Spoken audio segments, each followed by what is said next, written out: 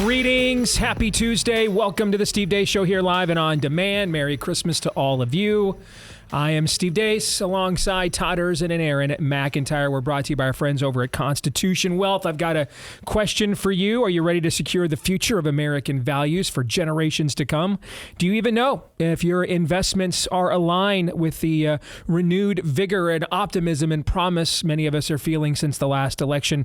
Because it feels as if we've turned a corner, but the work does not stop there. So don't let your retirement dollars support the very causes that have threatened our freedom, and now's the time to use your shareholder proxy votes to keep woke companies accountable and ensure your investments match your principles. Most people don't even know they can make this kind of a difference, but you can. So let's keep pushing forward, partnering, and you can do so by partnering with investment experts who share your values. You can continue shaping the future by reducing the hold that ESG and DEI have on your financial portfolio. Let Constitution Wealth be your ally in that regard, helping you protect everything that you stand for. So take action now. Visit constitutionwealth.com/blaze for a free consultation today. That's constitutionwealth.com/blaze for a free consultation today. Going to be joined at the bottom of the hour by an old friend of mine, Michael Ferris. He filed an amicus or amicus, depending on who you talk to, brief in the Skrmetti case at the Supreme Court last week. We'll get his take on that case, which I think is maybe the most overtly demonic case that's ever been before the U.S. Supreme Court. And frankly, I fear that without revival, that's not the first time we are going to be saying things like that. For the foreseeable future. So we'll get to him and talk to him about that. Next hour, I want to get into, we do a lot of talk about biblical worldview. That's only the prime directive of our show. And it can be applied everywhere. Everything is a question of worldview. Worldview is destiny. And you're seeing this also when it comes to what's happening in Syria. Why do some people make the same mistakes over and over again? Worldview. It's a question of worldview and a lack of knowledge of the other worldviews that are at play. So we're going to get into that for Idolatry or Not coming up next hour. And then for Pop Culture Tuesday, we're going to take a stroll down memory lane. I was cleaning out some photos over the weekend on my phone, and I found one from about, almost 10 years ago now. I think a picture might say 1,000 words. So we'll just put that up there and react to it. All right. We're going to do that coming up a little bit later on here on the show. But let's kick it off as we always do with Aaron's rundown of what happened while we were away. What happened while we were away, brought to you by Justice. The jurors delivered their verdict in the Daniel Penny trial on Monday, finding the Marine veteran not guilty of criminally negligent homicide. Penny, a 26-year-old, pleaded not guilty to second-degree manslaughter and criminally negligent homicide for the death of Jordan Neely, a 30-year-old homeless man with schizophrenia. Penny restrained Neely in a chokehold after he made death threats against passengers on a New York City subway car in May of 2023. Jordan Neely's father, who abandoned him as a toddler and put him into foster care as a teenager when his mother was murdered and never lifted a finger to help Neely when he was homeless, spoke after the jury handed down their decision. I just want to say I miss my son. My son didn't have to go through this. I didn't have to go through this either. It hurts. Leadership of Black Lives Matter New York openly incited race-based violence in the aftermath. We need some black vigilantes. That's right. People want to jump up and choke us and kill us for being loud? How about we do the same when they attempt to oppress us? Right. I'm tired. And this BLM orc was having a totally normal one. These wonderful white people, I hope they celebrate their Christmas while the Neely family is praying and asking God for comfort. God damn them and God America. Now here's this. Former high school valedictorian and Ivy League student graduate with a master's degree, Luigi Mangione, is the person of interest in the assassination of United Healthcare CEO Brian Thompson. Mangione was spotted at a McDonald's in Altoona, Pennsylvania yesterday. Big year for Pennsylvania McDonald's, by the way. Acting suspiciously, and police allegedly found him in possession of fake IDs, a ghost gun with a silencer, and a manifesto. We've learned approximately 5,891 times more about Luigi Mangione in fewer than 24 hours than we did about Thomas Matthew Crooks in the 5 months since he got a few shots off at President Trump. Mr. Mangione has a very sick club of fans cheering on his actions, including former Washington Post journalist and now former Vox Media journalist Taylor Lorenz, who was fired from Vox over these comments on Piers Morgan's show this week. I do believe in the sanctity of life, and I think that's why I felt, along with so many other Americans, joy, unfortunately, because it feels like... Serious? I mean... Joy in a man's execution? Maybe not joy, but certainly not empathy. Because again... We're watching the footage. How can this make you joyful? This guy's a husband, he's a father, and he's being gunned down in the middle of Manhattan. Why does that make you joyful? Thousands of Americans that being murdered. So are the tens of thousands of Americans, innocent Americans, who died because greedy health insurance executives like this one push policies of denying care. Learning Chinese today. Today's phrase is, sounds like somebody's been raw-dogging the joy. 听起来好像有人一直在破坏快乐。 Political news, Iowa Senator Joni Ernst got the memo and in a statement said yesterday she now supports Pete Hegseth's nomination for Secretary of Defense. Hegseth went on Fox News last night and reiterated his plans for the military. Well, there's a lot to be done. First of all, you salute the commander-in-chief who got those 76 million votes and is going to chart the way. And I'll give him advice and counsel along the way. I'll just say what he told me. Return the Pentagon to the warfighters, Pete. Get in there and clean out all the social justice, politically correct garbage on top and get back to lethality, warfighting, accountability, meritocracy, and readiness. And guess what? 95% of the people in that building in the Pentagon and that wear the uniform, that's all they want to do anyway. Trump has nominated attorney and former RNC chairwoman candidate Harmeet Dillon to serve as Assistant Attorney General for Civil Rights at the Department of Justice. Trump said in a statement on Truth Social, Dillon will work to uphold constitutional rights and election law. Newly resurfaced comments from Trump's Surgeon General pick, Dr. Jeanette Sneshewak, on meatball surgery and chemical castration for children is making the rounds, and it's pretty awful. When you have a child who's suffering from gender dysphoria, this is a disconnect, a mismatch between how they feel and what a doctor assigned them as a gender at birth. And it's a very serious and sensitive issue that has to be taken very seriously because, specifically, there's a very high suicidal rate among transgender adolescents. They are almost 8 times more likely to commit suicide than their cisgender peers. And so when we see the AAFP only wanting to push drugs and hormones and other types of surgical interventions rather than taking a conservative approach such as psychotherapy, they're making a mistake. It's unethical, it's immoral, and it's inappropriate. They need to be open-minded to looking at the big picture. And finally, this Truth Social post from Donald Trump. It was a pleasure to have dinner the other night with Governor Justin Trudeau of the great state of Canada. I look forward to seeing the governor again soon so that we may continue our in-depth talks on tariffs and trade, the result of which will be truly spectacular for all. And that's what happened while we were away. Aaron's montage brought to you by our friends over at Jase Medical. So as you continue to see things like President Biden authorizing Ukraine to use U.S.-supplied missiles on Russia, how about you've got North Korean troops now stationed along the Ukrainian border? I mean, I know what you're thinking. Hey, we won the election. Take a deep breath. Yeah, take a deep breath. But also make sure you're prepared for, come on, that's not going to go down. That's gone down several times already, right? So, I mean, just look at the last thing that we had from the president mentioning tariffs and trade. Quite possible he'll be posting that stuff about China next year.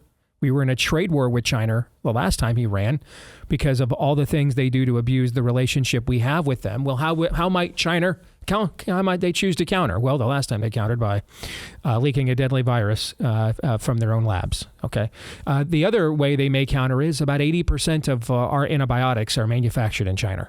All right. So might not be the worst idea to have a backup right now, just in case Jase case from Jase Medical. All right. Some of the most important antibiotics ever discovered by humanity, amoxicillin, doxycycline, and more.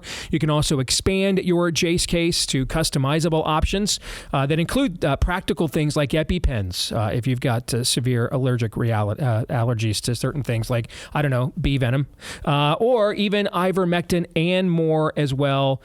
You can do all of that with a discount using my last name, Deace, as your promo code when you go to jase.com/Deace. That's jase.com/Deace. Use the promo code Deace for the discount at checkout. Promo code Deace at jase.com/Deace.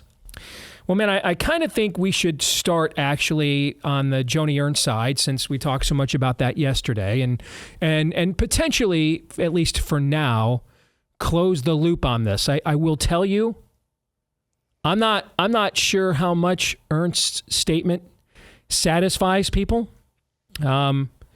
I had a long conversation yesterday with somebody in Trump world who organizes on the ground about primarying her. I had phone calls from Politico and the Wall Street Journal, which are probably the two most read media outlets by the DC chattering class. And this all happened right about the time and right after she sent out that statement yesterday, Aaron, that you highlighted. I can tell you, I know other people of prominence in Iowa are getting called about potentially primarying her as well, with people who have serious resources. So I don't know what necessarily that this will completely quiet down the speculation where Joni Ernst is concerned, but I would recommend, frankly, that it does not. All right. We haven't done this in a while, but let me reset something that I think is a very important truth to understand about the last era of political warfare between the right and the left, and why, by and large, we lost. And I would say the last era from the time Reagan left the national stage until Trump entered the stage. And, you know, the Trump era, that's being written right now. We don't know whether we're going to win this round of political warfare in America or not. But the other round, the book is closed on that, right? So essentially from 1989 to 2014. So a 25-year period. That's a pretty good, data set, right? Mm-hmm. We lost that one. Anybody want to disagree with that before I move on? No. No way. I mean, we lost resoundingly. On essentially every front we lost, right? Okay. So why? Well, there's numerous reasons why, but perhaps none more important to understand. I mean, some things, we can't fix the American worldview overnight, right? And the current state of the church, unfortunately, has a lot to do with that. We can't completely cleanse the media of credibility and bias, although we're pretty close to doing it on the credibility front. All right. But some things we can't control. Sometimes you have to tip your cap to your opponent. You got me. Like we say in college football, Todd, the other side's that their players are on scholarship too, right? I mean, they're trying to. Okay. That used to be the saying. Now they're taking bags now too. It's that God told me to. That's good. Let's be clear. Yes. God told me to enter the transfer portal for the third year in a row. Yeah, that's good too. So saith the Psalms. Yes. Here's something we can fix. Our misunderstanding of how politics works. The right believed in a paradigm that politics was about access. It's not. Politics is about leverage. And leverage is what grants you the access. The left practiced a paradigm of leverage. We practiced a paradigm of access. And this is, by the way, one of the reasons why, as someone who's had a bird's eye seat to numerous GOP presidential primaries, so 8, 12, 16, 24, the last 8, 12, the last 4 contested presidential primaries on the right, I have had a front row, maybe even backstage pass might be a better way of describing it. Fair? Okay, with what I do and where it takes place right here. So today's Pop Culture Tuesday is going to be actual testimony to that. Correct. So here, so I know of what I speak, and the fear of losing access. So and so, I won't get a speaker to show up at my conference, or I won't get the appointment I want or the job I want. This is how you ended up with McCain, Romney type of nominees for much of the era that I just described that we lost. This is how it happened. The fear of access. Because we practice an access-based model, which, by the way, is personally enriching, which I'm confident is one of the reasons why we practiced it. The other side just practiced a game of leverage. And so during this period of time that I just mentioned, in 1989, I'm not even sure you could represent the congressional district surrounding San Francisco like Nancy Pelosi does, being openly for gay marriage. Like, I don't know that you're going to find any file footage from 1989, 1990 of Nancy Pelosi advocating that two dudes who sodomize each other is a marriage. You won't find that anywhere. Go even later. I remember before I was on your show listening to you and pointing out to everybody all of those marriage amendments. That was what year that they were being passed in, like, Oregon supporting? All those years. California passed it in 2008, for example. That was 2004, right? When the flood of marriage amendment referendums? 2004 was in that era, yeah. And then California passed one as late as 2008, on the same day that it was voting for Obama. California, 2008. Yes. Oh, my goodness. And so now, can you get elected street sweeper as a Democrat anywhere in America unless you yourself are willing to be sodomized to have a gay marriage? No, you're not. What changed? Well, their base practiced a game of leverage. And they just took out all the people and put enough pressure on the people that didn't want to evolve to where they were. It's amazing. They understood Ronald Reagan more than the right understood. Ronald Reagan said, we're only one generation away from essentially being the generation that has to one day sit down and tell our kids and grandkids what it was like in America once when we were free. The left understood that and we didn't. Yes. So they practiced leverage. We practiced access. All right. We built a lot of very successful businesses, and I'm thankful for that. You know, by God's grace, I've built a very successful business. We have built a business that from 14 years ago when I walked out of WHO, the last time I was anybody's employee other than myself, to now one that generates millions of dollars a year. But you can't. That can't be the in and of itself. We do, by the way, have to, as I've explained many times before, we have to be successful on the business side. We do not have the fleet of billionaires writing us checks to not generate any ratings, but to spread the message like they do on their side with the cable news networks that no one watches and everything else.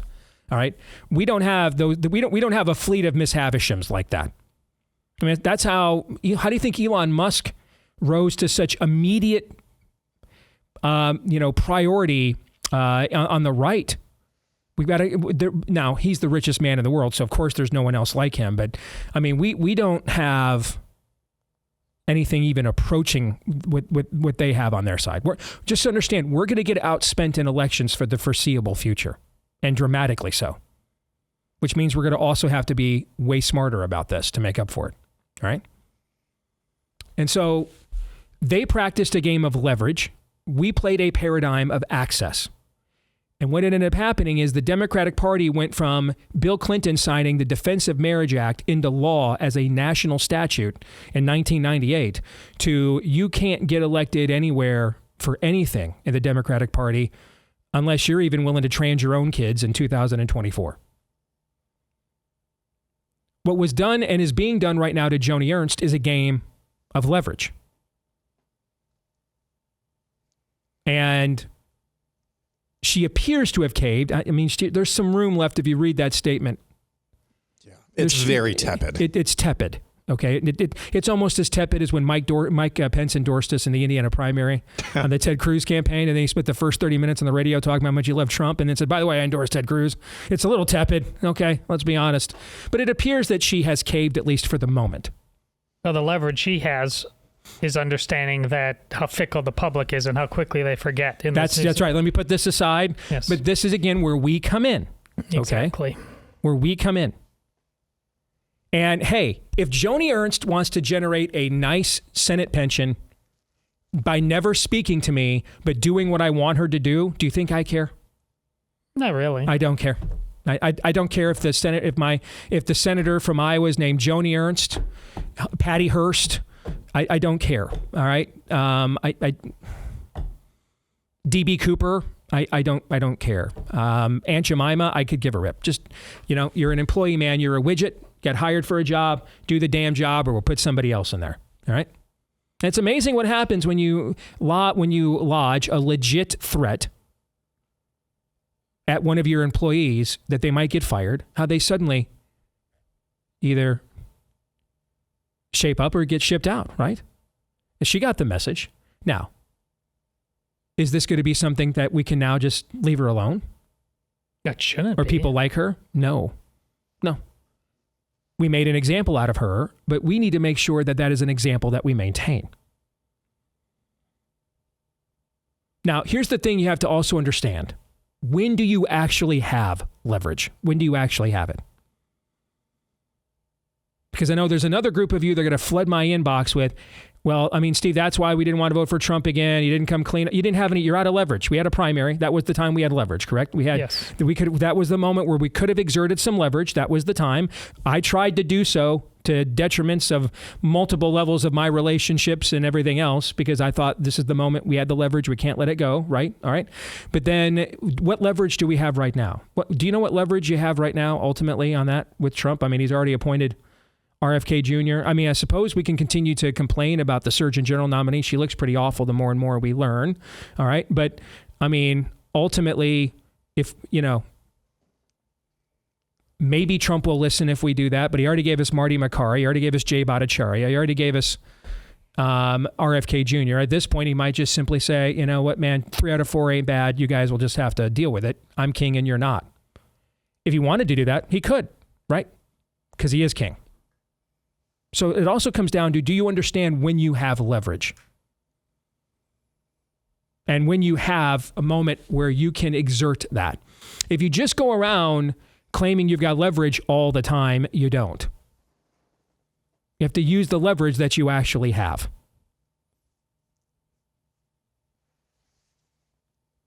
So when it came to Joni Ernst and Pete Hegseth, we had leverage. We have a state like mine where there are not a lot of major television markets. So like let's say this was John Cornyn. I said this to a reporter at the Wall Street Journal yesterday. Let's say John Cornyn was in the position that Joni Ernst was. Let me share with you guys what I said to the Wall Street Journal reporter. Even if you had a resounding amount of conservative pushback, I can drive from Des Moines to Dallas in about as much time as someone can drive from El Paso to Dallas. Meaning that the state of Texas is so vast and has so many major television markets that you could put up whoever is a Steve Deace in Texas and use them as a threat against John Cornyn. But even if you've got someone who's strong, this is, for example, this, because I tried to have this conversation with my buddy Chip Roy, why don't you challenge him? He goes, the reality is I'm really strong in certain parts of the state. Other parts of the state, they don't know who the hell I am. It's such a vast state. And so a John Cornyn could just pick a handful of major markets in Texas, get all of his globalist buddies to flood the airwaves with ads, and just blow you out of existence probably in a primary. One state where you can't do that is where? Here. We have one major television market, and it's a fringe major television market at that. So there's leverage against her that's very unique because of the circumstances that makes her more vulnerable than other rhino globalists in her positions might be in other places. So there's also shrewdity involved. So it's understanding that politics is not primarily about access. That's where we failed on the right. It's about leverage. And leverage is what grants you the access that you want. On the other hand, you have to understand when and where do you have said leverage. And when you have it, use it. So I think a lot of people are like, well, she's off the hook because it looks like she's going to cave. I think you're looking at it backwards. We have put her and many other Republicans on notice. So people are only off the hook, gentlemen, if we let them off the hook. We're fine. Go back to screwing us on every other issue as you did for the last 10 years, right? Yeah. Then if that happens, whose fault is that? Is that hers? No, that's ours. I think supporting Pete Hegseth for Secretary of Defense, given the rationale for why I believe they don't want to, which is to create essentially, the Weezer sweater song. Pull the first thread here, and then we can do this to RFK Jr. We can do this to Kash Patel, right? This is a beachhead to unravel the other disruptive, non-swampy picks that the president has made. Correct? Yes. All right. So I think it's very important. It's also not the only thing she's ever betrayed us on, and likely will betray us on in the future unless she feels that level of accountability. And that's pretty much true for most of the Republicans that you vote for. There are very few that are people of conviction. Most of them are people of position. And they will take positions based on what they think is best for the position that they want to hold at the time. And that's true of human existence, by the way. Even in a culture fully fused with post-Reformation thought, it was still a scant minority of people that thought we should go to war against the British Crown. It's 110 people in an upper room in Jerusalem that end up revolutionizing over the next 3 centuries the entirety of the Roman Empire. It's always been like this. It's always been like this. And in a post-Christian culture, self-interest is going to be even more of a driving force. Here's what I'm here to tell you today. This is another reminder, and I've been saying this a lot in the last couple of weeks. Self-interest can be our friend. There are 2 reasons why people will do the right thing: a fear of God or a fear of retribution from their fellow man. Sadly, fear of God is becoming darn near extinct in the culture we're in today. So we're going to have to use blowback and push back from your fellow man then instead. And in this case, we did, right? Yes. And it appears that it is working.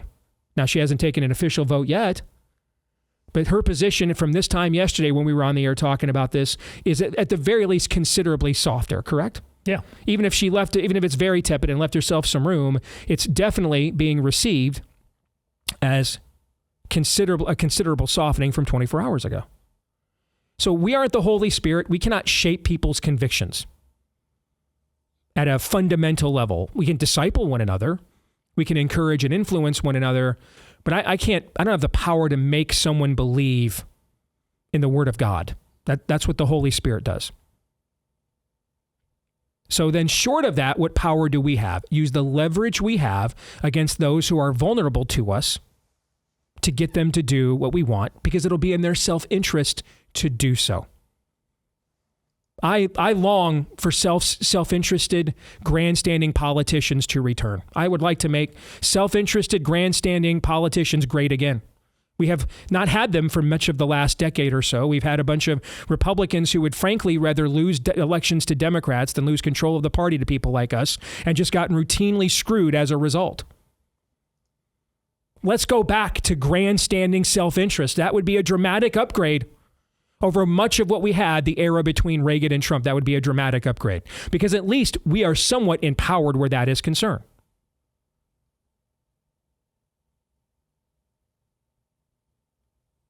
So why did Joni Ernst do this? Why did she do this yesterday, about an hour and a half after I got off the air? Why did she do this yesterday when she could have done this for the last week and a half? And no one saw this coming either. Just kind of came out of nowhere, right? Why? Because there was a legitimate proverbial gun pointed right at her head. That's why.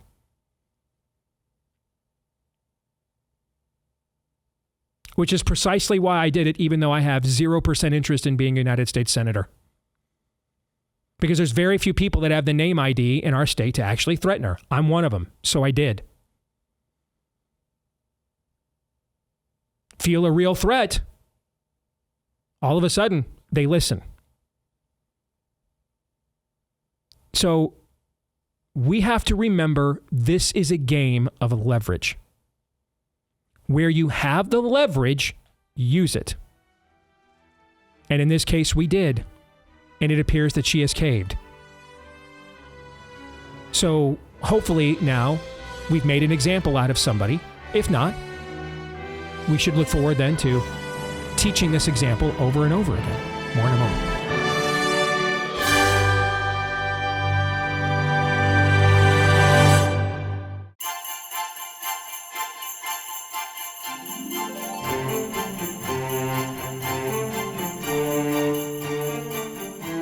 All right, back here on the Steve Deace Show, we are brought to you by our friends over at Hillsdale College, who are doing something really cool here for the Yuletide season. One of my, and a lot of people's favorite stories, is Dickens' A Christmas Carol. Hillsdale is offering a free online course on Charles Dickens' A Christmas Carol right now. You can register today for this free online course. Enter the world of Dickens' A Christmas Carol. You're going to see old things anew, rediscover the joys we often overlook in daily life. It's truly one of the great works in the history of Western literature. So you can sign up for Hillsdale's free online course on A Christmas Carol by visiting Deace4, that's the preposition, not the number, F-O-R, Deaceforhillsdale.com. That's Deaceforhillsdale.com. Start your free course today, Deaceforhillsdale.com. By the way, that's not the only free course that Hillsdale has. They have a ton of them. Everything from C.S. Lewis and all kinds of cool stuff there. So Deaceforhillsdale.com. And on behalf of our friends over at Hillsdale College, as Tiny Tim would say, Merry Christmas to all, and God bless us, everyone. So last week we may have had, I think anyway, the most overtly demonic case in the history of the U.S. Supreme Court. And this is the oral arguments heard on the Skrmetti case. And essentially, we had a conversation about whether or not we should allow the mutilation of our own children. On behalf of Citizens for Self-Governance, an old friend of mine, Michael Ferris, and a few others filed. Now, Michael, you've got it. First of all, Merry Christmas, brother. Welcome back to the show. How are you? And how's your family? Everybody's doing great. It's good to see you, Steve. Thank you so much for your years of friendship. You bet, man. Good to see you, too. Can you finally settle this for me? Is it amicus or amicus? What is it? Finally settle it for me. I hear it both ways. I say amicus. So since I'm the plumb bob wall that's conservative, it's amicus. It's amicus, therefore, so say we all from this time forward. All right, so you and a few others from on behalf of Citizens for Self-Governance, you filed an amicus brief with this case before the Supreme Court last week. And this brief said what on behalf of which side? Well, we were arguing on behalf of the state of Tennessee that their power, the power of the state to regulate medical procedures for the protection of the well-being of citizens should not be challenged by the Supreme Court or by the federal government and the various plaintiffs in the case. They should not prevail in that case, that the undisturbed power to protect people from harm, and that's what it is. This is harm to kids. And so we were, arguing pretty traditionalist theories of federalism, of the power of the states to not be overridden by the federal government or by the federal courts under constitutional grounds that are just made up for the occasion. I'm well aware of the fact that you are well aware of the spiritual elements at play here. And when I first got into this business, brother, I never thought I was going to use terms like demonic as part of my just daily analysis and routine. But here we are. And your job is to come up with a legal case, right? But when someone is arguing something that has this level of baseless evil to it, that there's no fundamental good here, right? This is even in many respects more baseless and evil than abortion. Because at least on that issue, they have some cover stories like, well, my someone got raped, or the kids get born into humans. Something that had a counter form of counterfeit empathy that if people aren't aware of the spiritual matters could fall prey to. Right? This is just straight up. You have to be just gone, like Romans 1 level, given over to sign up for this. There's no counter narrative at all. The counter narrative is, well, your kid is suicidal because they have gender dysphoria, and if you don't let us mutilate them more, they'll commit. So the options are suicide or suicide, Mike. That's their narrative. Their narrative is your kid might commit suicide or he might commit suicide. That's just nihilistic in terms of a basis, how do you come up and craft a legal argument and not just stand up and literally say, thus speaketh the Lord God of hosts, all right? Y'all going to hell if you do this, right? At some point, the ordinance has got to get, the stone tablets got to get thrown down, right? There's just, if you're arguing this, you're beyond caring about codicils and precedents, man. Well, indeed. The argument about suicide was an attempt at empathy, just as you said. But the science doesn't back them. The science is pretty strongly clear that the people who go through these kinds of procedures are much more likely to harm themselves than people who are allowed to just grow out of it. I mean, kids do have problems. A lot of it is just induced by the schools and by society and by the media, telling people that this is the solution for your depression, this is the solution for your concerns, this is the solution for all manner of internal struggles. And it's not, of course, the solution.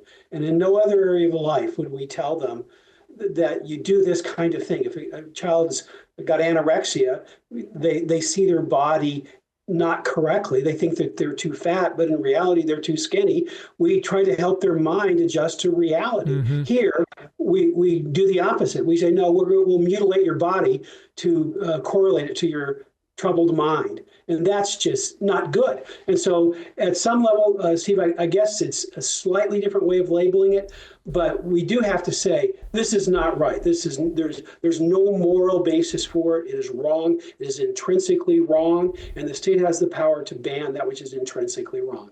You know, it would probably not go well in court to call it demonic, but saying intrinsically wrong is pretty close. When you see a Supreme Court justice, Mike, say into a live mic, drawing an equivalency between the risks of taking aspirin and giving our sons the same chemicals we give pedophiles to chemically castrate them in prison. Your thoughts are what? Because that, as you know, absolutely happened. Well, it tells us that people who have the wrong values have been allowed to get on the Supreme Court of the United States. And that's an ongoing, long-time problem, but it's discouraging. But the good news is, I don't think that there are 5 votes for that position. I think that there are, I feel good, absolutely no guarantee of, even after listening to the oral arguments, how it's going to come out. And I have been wrong a time or two after listening to oral arguments. Bostock being a principal example, I was there in the court listening to Bostock, and I was shocked at the outcome. I couldn't believe it. But I don't think I'm going to be shocked in this case. I feel good about our chances, and I think that Tennessee is going to prevail, and right's going to prevail in this particular case. So, that's encouraging. And if it does, the precedent it sets says what moving forward from there? That states, if they want to, can protect children. It doesn't put a mandate on states to do it. So states are free to be evil politically. And, I wish that there should be constitutional rules for the benefit of children that would mandate the protection of children in these circumstances. But at a minimum, we give the political branches the freedom to protect kids in the way they should be protected. And that's the best hope that we can expect right now, and I'll take it. I'll take that ground and protect as many kids as we can protect. You're coming to my neck of the woods here, I think, later this week, actually, here in Iowa. Yeah, for why are you coming to Iowa here, other than it's just a great place to actually experience a white Christmas, unlike Virginia most of the time? Well, I was thinking about going on a golf tour of Iowa in December, but I hear it might not be the best. I am coming to speak at a couple of local gatherings, mostly of the local Republican groups and conservative groups, to talk to them about the Convention of States, which I'm, as you know, the co-founder of the Convention of States project. And so I'm there to explain to them why, if we're really going to rein in the abuse of power by the federal government in the long haul, we need to have the values of the founders, and that is structural restraints that are enforced constitutionally are the only way to protect our freedom in the long haul. And that's what we're trying to do, to impose fiscal restraints, term limits, and other general limitations on the power of the federal government. 19 states have passed this. all conservative Republican states, and we're trying to get the conservative Republican state of Iowa to do the same thing. With a lot of our partners here on the show, a lot of our messaging right now is, hey, it's great that we won this election, but do not get complacent, right? I mean, the forces that we are up against, they're not getting complacent at all. They're going to keep coming. So take advantage of these moments and these opportunities. I think there's a temptation to say, well, we won, so we don't really need something this drastic anymore. But I would actually go back to the conversation we just had with you, before you came on. I mean, the reason why somebody like a Trump has so many of these entrenched interests they're up against, right? I mean, it's the amount of money you'd have to raise in South Carolina to take out Lindsey Graham, with all the vested interest in the swamp that want to make sure there's as many Republicans like that. It's very difficult to do. 30 years, Mike, we've defeated 3 incumbent Republican senators in primaries who were elected by the people, and a lot more than 3 deserved to get primary out of office in the last 30 years, right? So, yes. I think this even applies to the Convention of States. As you watch the entrenched interests now that Trump is going to try to go up against, even letting RFK Jr. ask questions, all right? Even if RFK Jr. is wrong about everything, finds out he's wrong, just the asking of questions is such a threat to these interests that they're so entrenched. I think that this actually is making the argument for things like term limits that the Convention of States argues for. Indeed. And, just the nature of the process.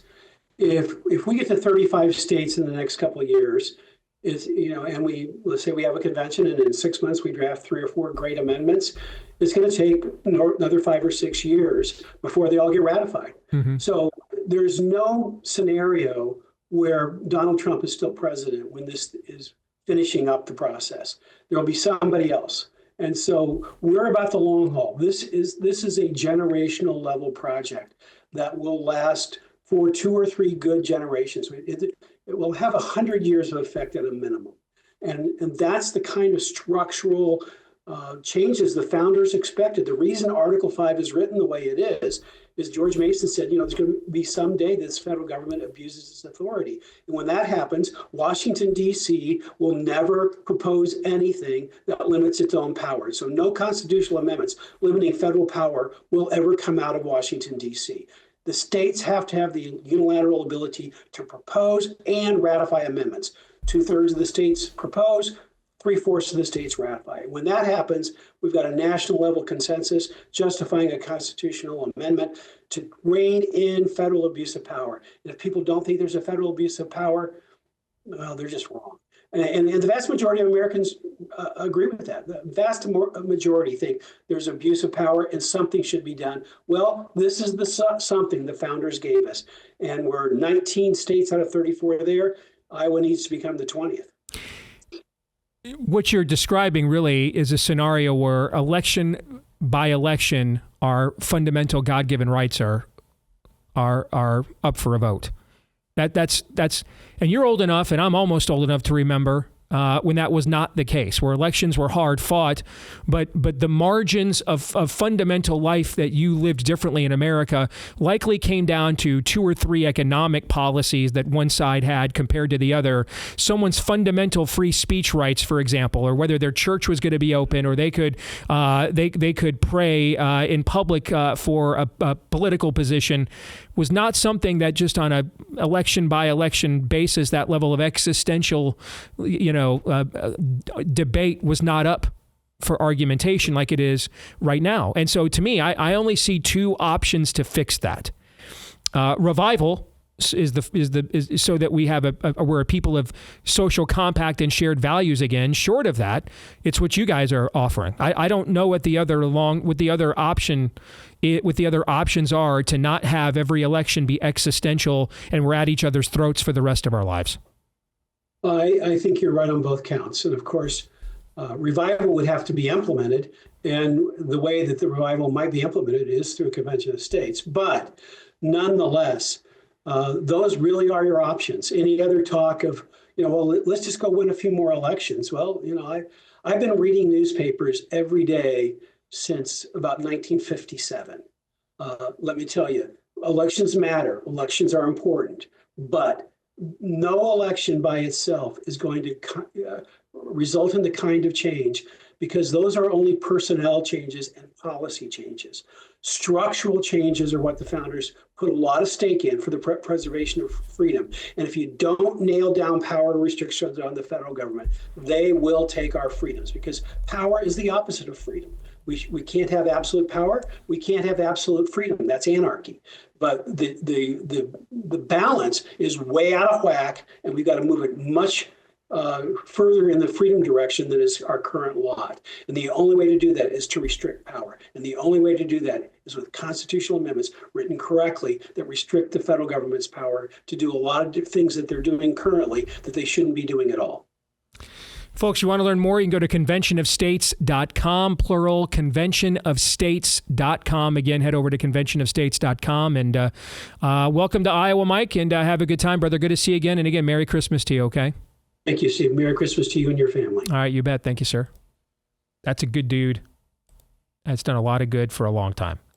Brought to you by our friends over at Relief Factor. If your approach to your everyday pain threshold is, well, guess I just got old and this is just how it's going to be. I mean, that might be true. When you just get old, that's just how it's often going to be. But sometimes we give that up a little bit too easily. And a lot of times that pain that manifests as just ongoing soreness and achiness and stiffness that just really debilitates your ability to have that active life with your kids and your grandkids. A lot of times that's not clinical. It can be, and if it is, make sure you get professional help. But sometimes it's chronic, and that's from too much inflammation in your joints. And that's where Relief Factor comes in. It's the drug-free supplement created by physicians who can prescribe drugs, and its goal is to go after that inflammation. And over the years, over 1 million people have tried the 3-week quick start for just $20, and 70% of them saw such great results they stuck with the product long term. So why don't you see if you don't see a difference in your pain and quality of life in 3 weeks or less when you go to relieffactor.com. It costs just $20 to find out and get the 3-week quick start. Get it today for just $20. Get started at relieffactor.com. Again, head over there at relieffactor.com. I do wonder back to something I said to Mike, and I know we're up against the break here, but I there does come a point in time, right, where you just literally just walk in and just, this is evil. I mean, and you're all going to hell if you do this, and you all deserve it. Yeah, that was yesterday and the day before that. And I mean, I don't know how you argue precedent and reason and codicils and clauses with someone who draws comparisons between the risks of baby aspirin to mutilating our babies. I mean, we're post-argument at that point, I kind of think. Should be. Hour 2 is next.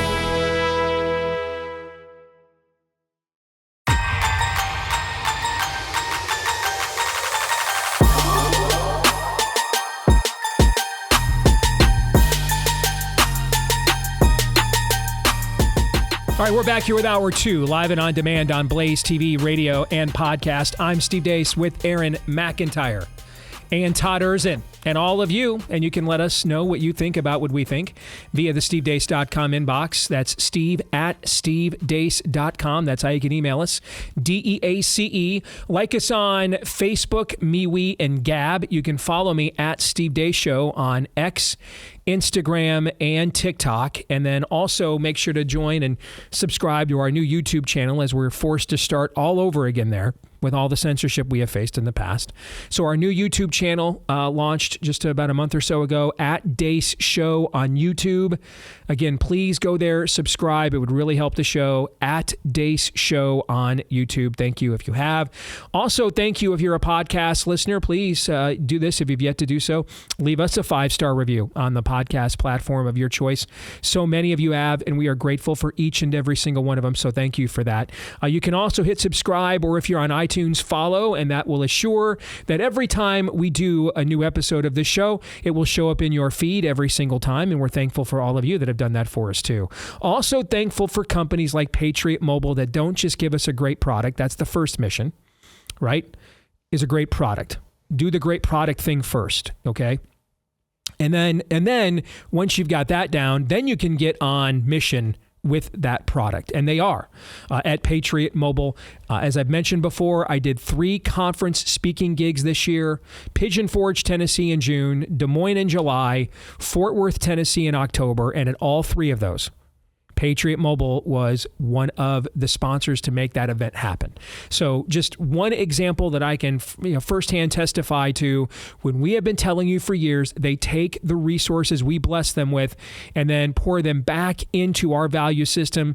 Those are just 3 examples that I have seen just this year alone. Great product. We haven't looked back. A fantastic customer service team that's U.S. based, which is code for people you'll be able to understand. All right.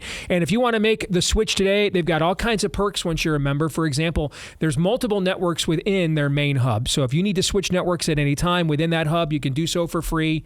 They'll make it as seamless as possible. Keep your phone, switch your phone, upgrade it, keep your number, switch your number, whatever you want to do.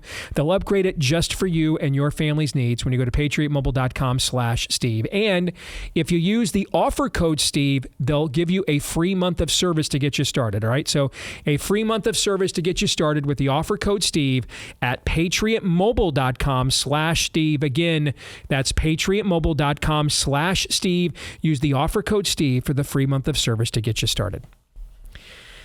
All right, I want to have a bit of a broad conversation here for this week's Idolatry or Not on foreign policy and specifically what is happening in Syria. So a little more than a decade ago, the entirety of the Deace swamp, Republican and Democrat, was hell-bent on going to war on behalf of freedom fighters in Syria. And I think this was one of the last controversies we tackled on our show before you two came on board, I think, is when this went down. 2013, 2014, right? Okay. And John McCain, even I think it was either over Memorial Day or 4th of July, took a clandestine trip to meet these freedom fighters that we had to go to war in Syria and regime change Assad with in order to liberate Syria. Liberate Syria like we did Afghanistan. Now, can you gentlemen do me a favor? Put a bookmark in the phrase liberate Afghanistan. I want to come back to that. Okay. Make sure that I do. If I conclude this segment, if we get to the end of the bottom of this hour and I haven't doubled back on what it looked like when we liberated Afghanistan, make sure you ping me, all right? Because this is an important point.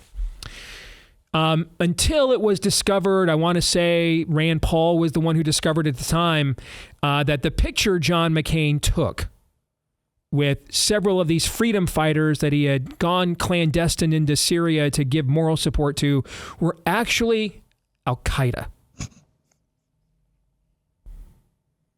Do you guys remember who Al-Qaeda is or was? They are the terrorist organization, primarily the Wahhabist terrorist organization, primarily responsible for 9/11. And that did a great deal of damage to the cause of regime change and war to topple Assad. A couple of years later, Trump takes over.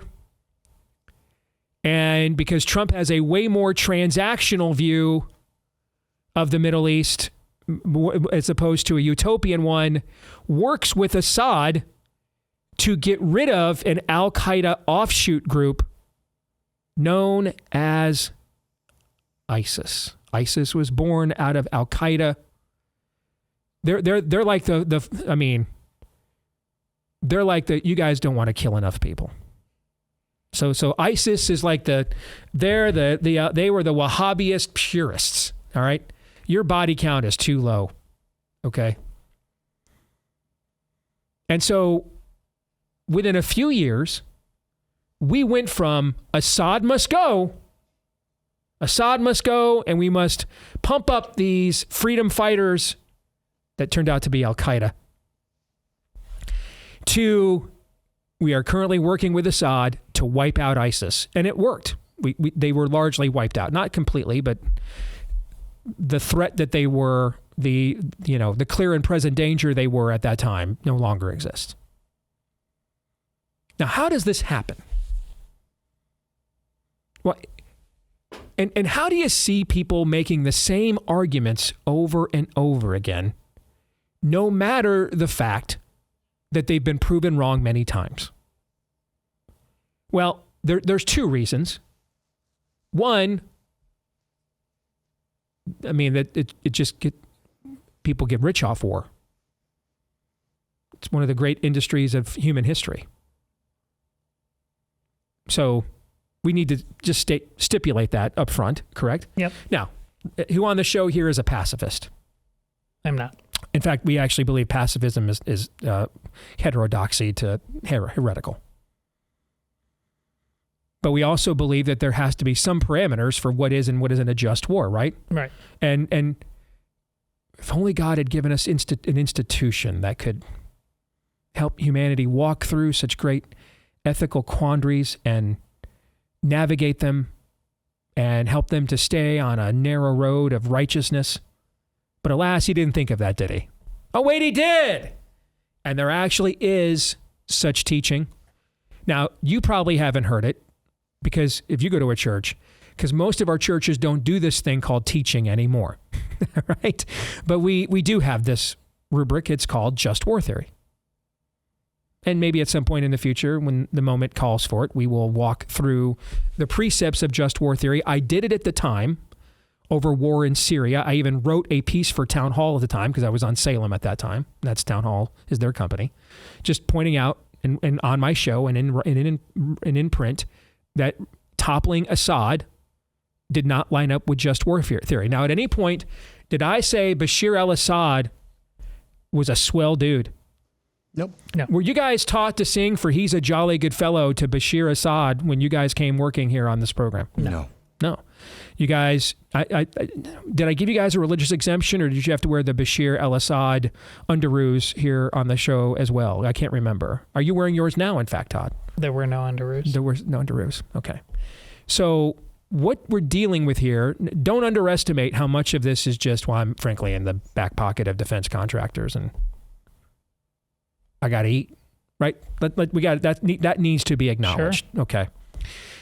Setting that aside, though, if it's possible, because that might even be a lot of what we're seeing, particularly on the right. I mean, traditionally, defense contractors have been more aligned with the right than the left, traditionally. So if you're wondering, why are there elements on the right that are prone to just getting into forever war escapades of adventurism, there's a great financial incentive on the right in order to do so. Okay. So now you're going to see more and more the defense contractors line up with the left. And it won't necessarily be because they're necessarily leftists, but it'll be the reason that a lot of corporations lined up with the right in the 80s and 90s. Well, it wasn't because they wanted to get involved in a culture war. It's just the voters that were also more inclined to get government out of their way from a regulatory and tax perspective, right? Mm-hmm. So I don't think you're going to see necessarily a bunch of Marxist defense contractors as much as the more the right becomes skeptical of war as an industry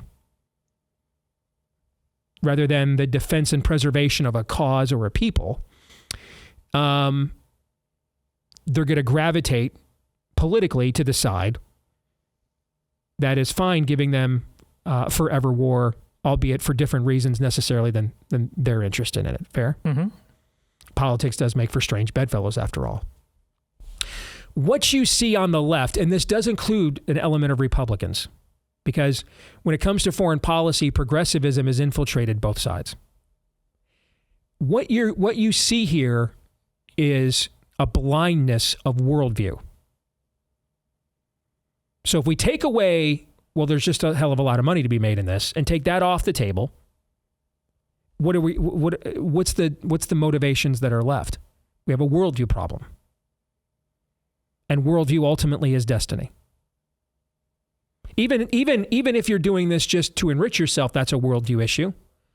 Because your faith is the foundation of your beliefs. Your beliefs will then be what dictates your behaviors and actions and responses and emotions. And then your behaviors, actions, responses, and emotions will be ultimately what testifies to us where you place your faith, right? So if you're willing to just endlessly fight wars that are aimless and have no purpose other than just billable hours and grants and defense contracts, well, then money's your God. And you've told us that. So even then, that's a worldview issue, right?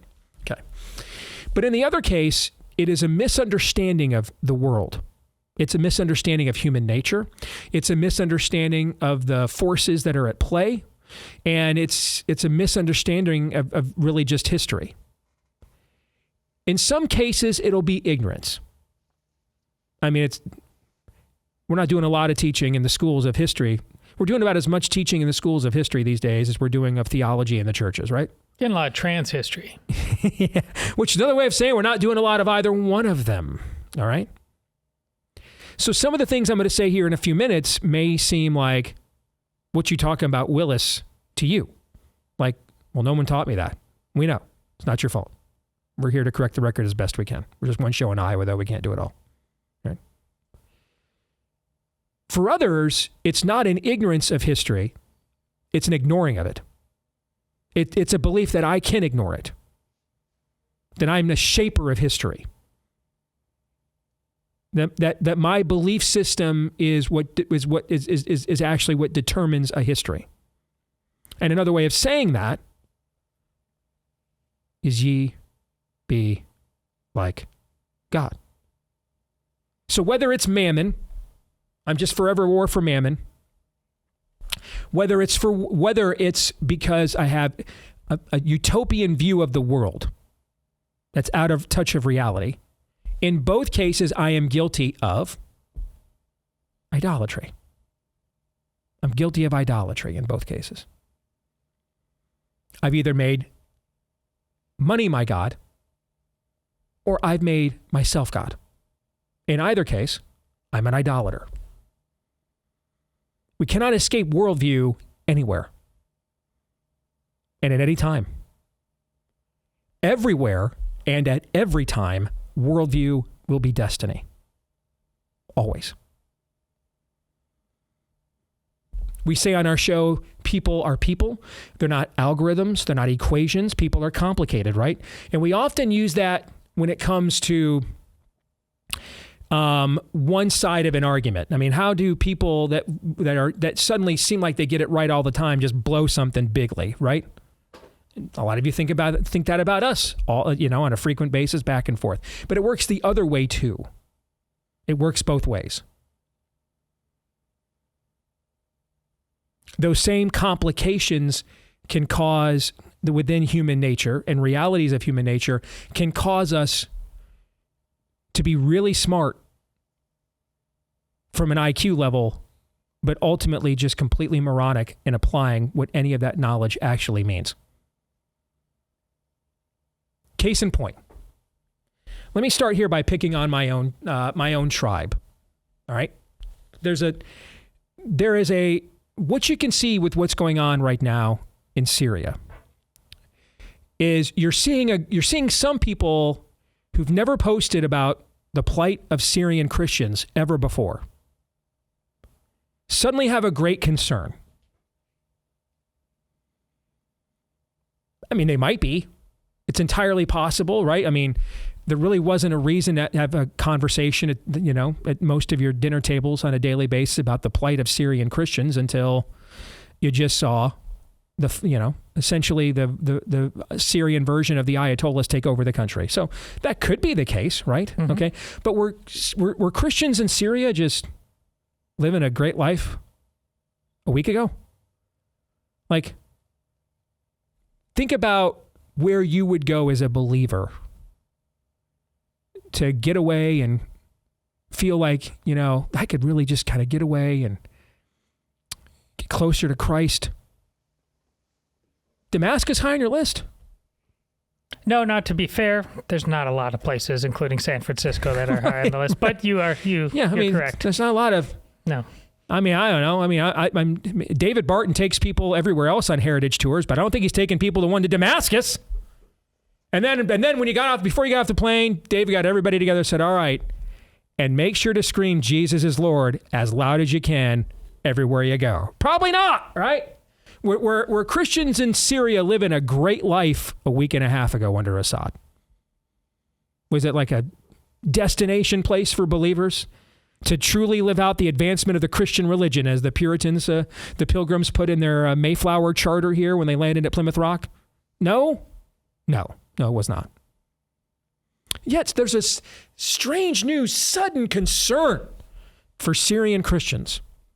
Again, might be just suddenly concerned because it's now suddenly an issue. That's fair, right? Mm-hmm. Here's what it can also be. Just an anti-Semite. Well, Steve, what would the plight of Syrian Christians have to do with anti-Semitism? Well, because it gives you something to complain about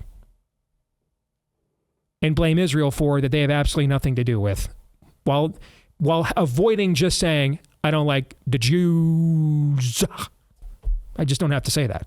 I can just, it's similar to Christ is King, right? How many shows and topics have I done on Kaiser Curious and Christos Curious? You guys, Aaron grew up here in that show. How many times over the years? How many times, Aaron, have you sat there and produced the show now that you work for me, right? Mm-hmm. So we've never been shy about proclaiming the kingship of Christ, right? That's something we've just been really shy about discussing and doing on this program. That's something nobody knows that about us, right? We keep that on the down low.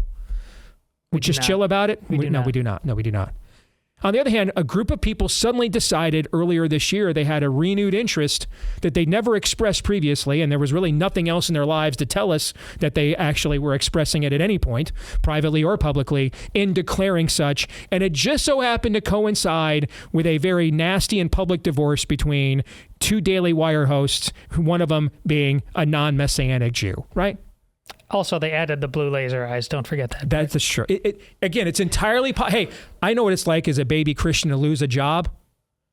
I got down to my knees praying to Jesus more than I ever did before. That could be it, right? Where's the paycheck going to come from? How are we going to pay these bills? That's a possibility. Probably not, though. Probably not, you think? Don't think so. Don't think so either. That's a form of idolatry. It's blasphemy, actually. You're taking the Lord's name in vain. You're not declaring the kingship of Christ for the express written purpose and motivation of declaring it to a watching world. You're trolling somebody with it. You have diminished the name of Christ for your own purposes. That is blaspheming, actually. That's what that is. It's taking the Lord's name in vain. You're actually violating one of the commandments if you do it. So how do I not expose that I'm an anti-Semite? I have a strange new sudden concern about Syrian Christians. And of course, if it weren't for Israel's war with Iran, because Syria was largely considered kind of a quasi-Iranian proxy state, going back to Assad's father, then the Syrian Christians would have been great if the Jews would have just, since October 7th, just sat there and taken their beating. But I don't want to have to say that because it'll out me. So I've got this new strange concern for Syrian Christians. Remember I mentioned we liberated Afghanistan, right? Yeah. So we supposedly liberated Afghanistan in 2001. A decade later, by 2011, a decade later, Afghanistan, by the way, not even technically a Middle Eastern country. Technically not even an Arab country. Probably a lot of you don't even know that. Because again, we keep you ignorant on purpose. Within a decade of our liberating of Afghanistan, the government that we put in power there, by 2011, there were 0 public expressions of Christianity in the entire country. Not a single building. Not a single church. Not a single school.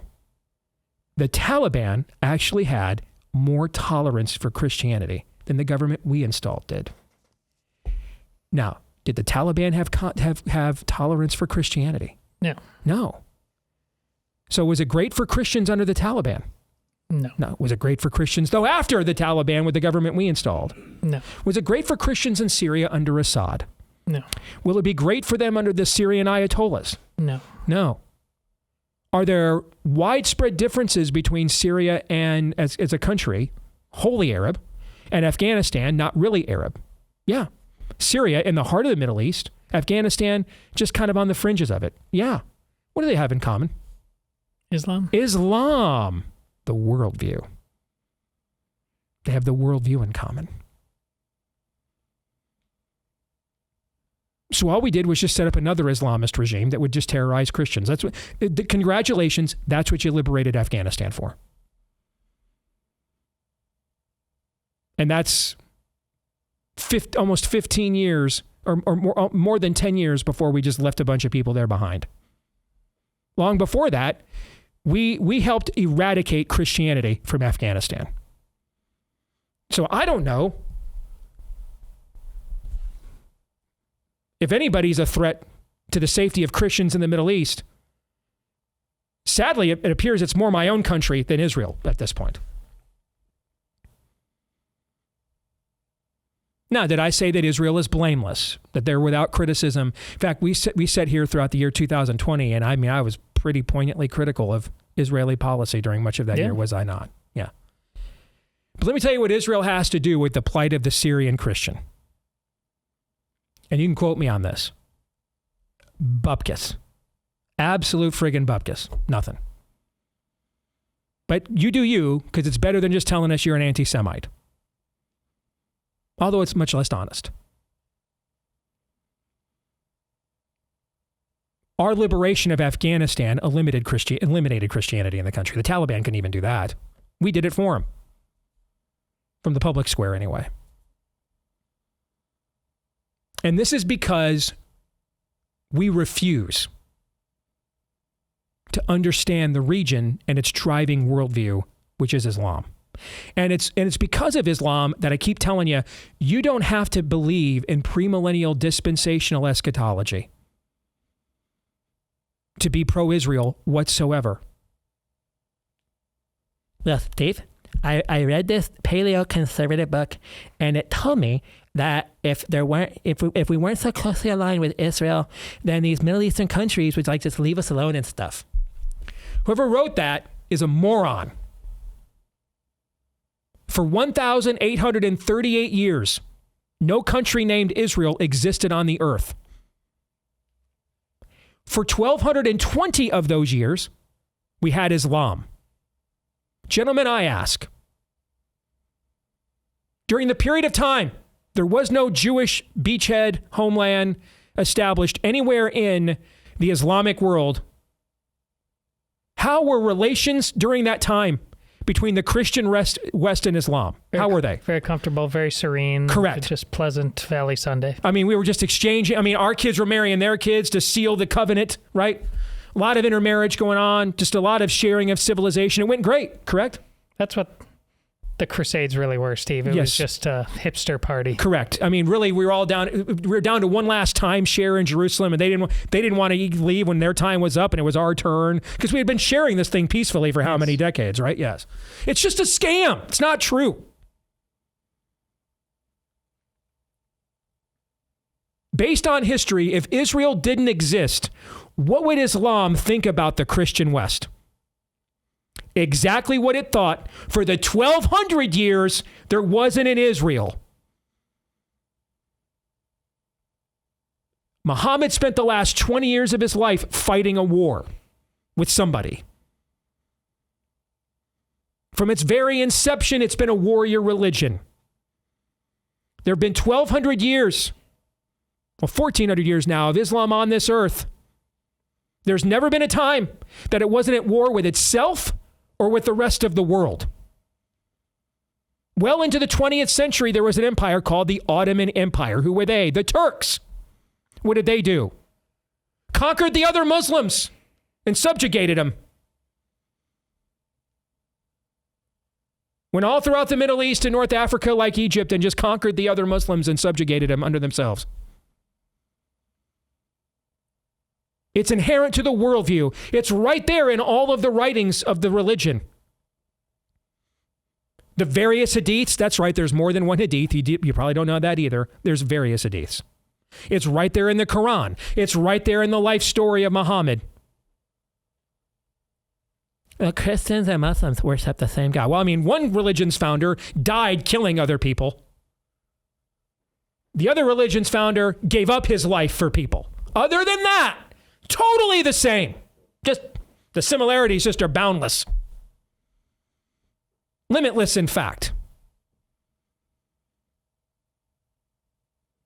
The provocateur of the Middle East is not Israel. It is Islam, folks. From the very beginning, it has been. Either within itself or with the rest of the world. Our failure and to believe this, to recognize it, is why we have failed in this region for decades. I'm not sure Trump fully understands all of that.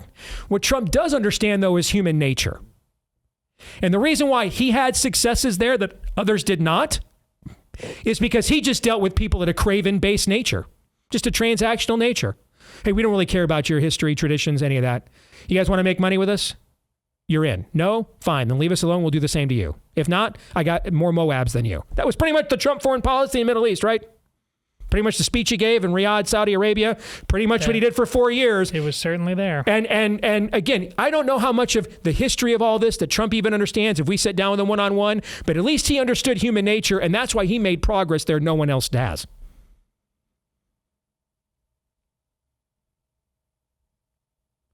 We don't want to accept the reality of that some worldviews are worse than others. Some religions are worse than others. Not all religions are the same. Not all worldviews have merit. Which is why a Muslim is freer to live here in the little Satan of the United States than they are anywhere in the Islamic world. Because the Christian worldview is superior. Western civilization is superior. If it's lived out. If it's lived out. Therein lies the problem. Yes. We can't possibly understand the zealousness of their worldview when our attachment as we are to our losing own the zealousness is so for our own. Weak. Yes, correct. That's correct. And again, I'm just going to be one show in Des Moines, Iowa, but I'm going to do my best to correct the very fallacy that you just articulated. And that's what I'm trying to do right now. The idolatry here is we refuse to see the truth. Because it either gets in the way of my forever war bank account or my utopian projection of my beliefs that just completely are in violation of the Creator and His created order and human nature. In other words, insane. Meaning they're in opposition to reality, so they're insane. And by the way, what was Albert Einstein's famous definition of insanity? You guys remember what that was? Doing the same thing over and over again, expecting a different result. Yeah, that's right. If Israel just gives up more land, if we just buy more oil, if we just let more refugees in. We've done all this before. It never worked. Why? Because it's all based in idolatry. And idolatry will never work because it cannot work. Because there's only one God, and there's only one word of God, and that's it.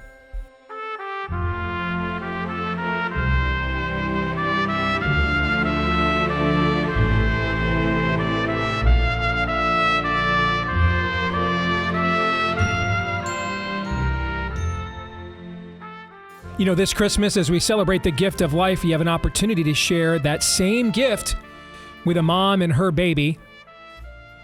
I mean, there's something this time of year about women facing an unplanned pregnancy, feeling alone, unsure of what to do. Nah, maybe not. Anyway, how about the story of Deanna? She already had 8 children. She was in a difficult marriage. The thought of another child was just too much for her to bear. She tried to order the abortion pill, but by God's design, it somehow never came. At 18 weeks, she visited a preborn clinic, and as she was getting a sonogram, her baby waved at her. Her conscience was convicted. God saved her baby that day, and He saved her too. These are the kinds of stories that your tax-deductible donation to Preborn all year long helps to make possible and to make happen by the grace of God. So if you're looking, particularly now, this time of year, at your year-end gift, what is a worthy cause? You'd be hard-pressed to find one more worthy than this. All right? And now through a match, your gift can be doubled as well. So to donate, dial pound 250, say the keyword baby on your mobile phone. That's pound 250, keyword baby, or go to preborn.com/Steve.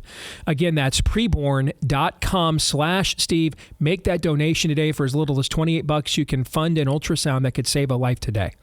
Preborn.com/Steve. Before we get to Pop Culture Tuesday, I want to close the loop on the conversation we just had, because I don't want to leave you feeling like the situation in the Middle East with Islamic dominated cultures is hopeless. It is not. We are coming, well, prior to the current presidency, we had some of the greatest inroads into peace and normalization in that region many of us have ever seen. So how was this done? Barring mass revival of Islamic cultures, we're going to have to figure out some path forward so that we're not all killing each other all of the time. The progressive view, that's what they'll tell you they want to accomplish, guys. That's what they'll tell you they're trying to accomplish. Fair enough.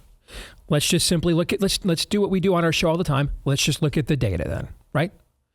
So they thought Israel giving up land for peace over and over again. They thought choosing good guys and bad guys in internecine fights within Islamic cultures, whether it's Sunnis and Shias in Iraq. I mean, I mentioned we liberated Afghanistan just to have the Islamic government we put in place finish what the Taliban started and eradicate Christianity from the culture, right? When we liberated Iraq, what happened? It just became an Iranian vassal state. There was another view of the Middle East by a woman named Jean Kirkpatrick, and she was one of Ronald Reagan's top national security advisors. Her view was essentially that just some cultures are not capable of any form of altruism, just given the state of play from a worldview standpoint, from a customs standpoint, etc. And that the best you could probably do is to put people in place whose worldviews do not match our own, but have enough common self-interest that they will hold the most ominous elements within the culture at bay, just for no other reason to maintain their own power. Now, it's a highly cynical view of the world.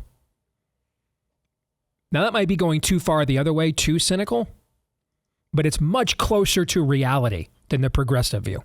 Much closer. I mean, the Christian worldview always says leave room for hope, leave room for light. Don't be a dupe. All right? Don't go to the Romans and say, I confess of a crime I did not commit, so that you may crucify me and my Lord will then raise me up as he did his son. Don't do that. Now you're just a dupe, right? Don't be a dupe. Okay? But if you do get accused of a crime that you did not commit and they threaten your life, you are more than welcome to pray to try to tap into the same power that raised Christ from the dead, if that were to happen to you, right? You can have that hope, but don't contrive it and be a dupe. Don't do that. So if Jean was too cynical, and therefore maybe her view was too willing to look the other way at certain things, it's still way closer to the realities of the world east of Eden than the progressive view. There are no good guys in Syria. Sometimes there just aren't any good guys.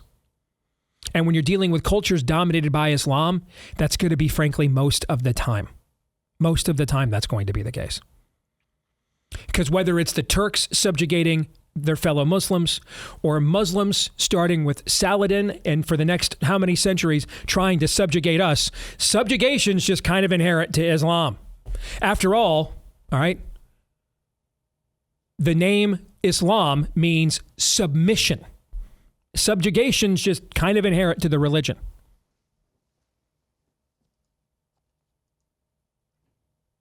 And we're not talking the biblical, see, that sounds like what the Christians, no, it's not the same. The biblical submission is, I lay my life down for somebody else. I love my neighbor as I love myself. I give my wife, even if she, at the time, I don't think she deserves it, I give her the love she wants. She gives me as her husband, even if the time she thinks I don't deserve it, the respect that I do. This is all sacrificial in nature to model the nature of our Lord who sacrificed on our behalf, right? Mm-hmm. That's not the same kind of submission. It's subjugation is what they practiced in Islam. That's why they have largely been societies of subjugation. It's why they have largely been led by any form of some variation of corruptocrat like Assad or the Shah in Iran, or just flat out Wahhabi nihilists like the Khomeinis in Iran and what just took over in Syria and ISIS and Al-Qaeda. Imagine breaking with Al-Qaeda because they're the moderates. That was ISIS. So to me, if you look at the data, we have been offered two paths of how to proceed in the Middle East in light of the realities of the world. One is the progressive view. Two-state solutions. Israel just gives up more land. We pick winners and losers in internecine fights in the Middle East. How'd that do for about 40 years? How'd it do? Lots of piles of rubble. It failed comprehensively every time it was tried. No successes. The more limited data set we have, though, under Trump, way more promising.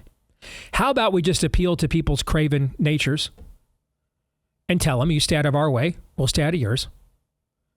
You want to make money with us? We'll make it happen. If you don't, cool. Leave us the hell alone. We don't care we don't care who your God is. That's your problem. You make us care, and we'll drop some Moabs on your ass. Now, we don't have 40 years of data to tell us if that's going to work, right? But the 4 years of it we had were certainly more promising than the 40 years of the other views. Fair?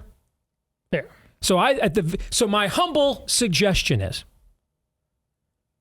let's give that view, that path, more time to cook. It is entirely possible that will only work for so long, and the worldview differences here will come to bear, and we're in the same positions that the West has been in with Islam for the previous, how many, millennia and a half. That's entirely possible. But what we know is probable is this path of finding common self-interest has worked way better than trying to play within their religious interests. Fair? Mm-hmm. That has not worked at all. So let's give that completely up. And let's give Trump and his view, which shows some promise in a limited sample size. Let's give that thing more time to see what it can do. Thoughts before I move on? I would sum up everything you said this way, just by relating it to me personally. The Middle East generally and the Iraq war specifically, for me, really honed my Christian worldview filter, not only for just war theory, but for issues in general. And because ultimately, every issue you're talking about from a Christian worldview, there's an equation. And there are two fundamental knobs on that equation that you have to turn up or down the volume on to get the realistic output that Steve is talking about. And it's a very biblical notion. One of those knobs is wise as serpents, and one of those is innocent as doves. And I for certain, the volume was up too high at the outset of the Iraq war on innocent as doves. And now while Ukraine and the Middle East are not even close to the exact same thing, one has Islam, one doesn't, one has the Biden crime family, one has other, but there's a reason why I learned a lot through the Iraq war, and why now I'm not falling for the same kind of bananas in the tailpipe as it applies where there is similarities with Ukraine. You're not wrong to look at that place over there and to see people getting hurt and some of the images coming out right now. But fundamentally, if you just live a myopic life where all you can see is the here and now, and you don't understand everything that got there, it's no different than trying to help what your wife does, an addict of any kind. You have to understand their background and how they got there to help them pull them out of it. So I think that that's something the show did a lot in the past, and obviously events have gotten away from doing this kind of thing. But if we're going to change the world the way it needs to be changed, I'm not saying, again, utopian-wise, starting right with how you think about things theologically on every issue, which this show teaches, you got to kind of do the things issue by issue that Steve just laid out. Yeah, just very quickly, I think when it comes to the Middle East, the mistake that the West has made, particularly the United States, is that we tend to think of history as happening in 4-year increments. They think of history as happening, there is no increment. There is just power. There is just a will to fight. They are fighting ancient battles, and they have fought them long before United States was around, and they intend to keep fighting them long after we go away, whenever that is.